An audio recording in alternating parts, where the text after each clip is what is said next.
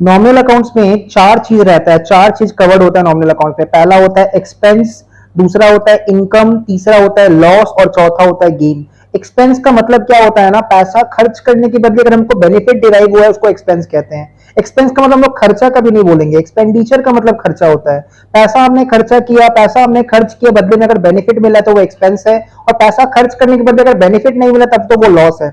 Income क्या होता है, इनकम का मतलब होता है कोई भी एक्टिविटी, कोई भी काम डेली बेसिस पे परफॉर्म करने के बदले जो रेवेन्यू हमको डिराइव होता है दैट इज कॉल्ड इनकम। काम हम लोग डेली बेसिस पे कर रहे हैं, उसके बदले रेवेन्यू मिल रहा है, वो इनकम है। जैसे फुचका वाला को फुचका बेचने के बदले जो पैसा मिल रहा है वो उसके लिए इनकम है। टीचर को पढ़ाने के बदले जो ट्यूशन फीस मिल रहा है वो उसके लिए इनकम है। गेन क्या होता है, गेन और प्रॉफिट सिनोनिमस नहीं होता है, डिफरेंस होता है। Gain is non recurring in nature, ठीक है, profit is recurring in nature. Gain रोज नहीं होता है। हम लोग ने 10 रुपए का सामान किसी को जानबूझ के 12 रुपए बेच दिया, बेवकूफ बना के बेच दिया, 2 रुपए एक्स्ट्रा आ गया, वो गेन है। बट 10 रुपया में अगर बेचते नॉर्मली किसी को तो उसमें तो प्रॉफिट रहता। तो profit is something which is recurring in nature. Profit रोज होता है बट गेन रोज नहीं होता है। Gain is non recurring in nature.